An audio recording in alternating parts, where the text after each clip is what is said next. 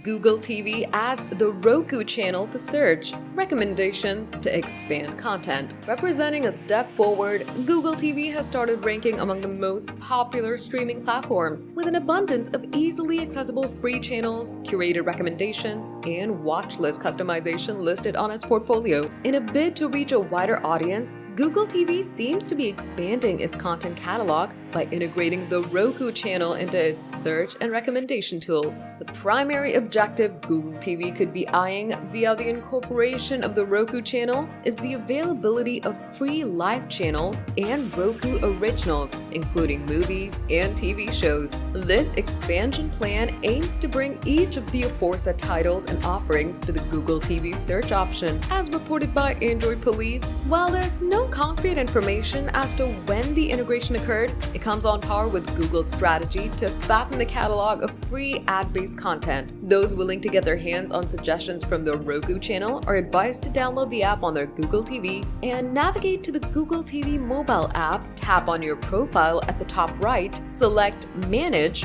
and then toggle on the Roku Channel. Available at no cost, the Roku Channel supplements Google's FAST channel offerings, which are recently renamed to Google TV Free Play.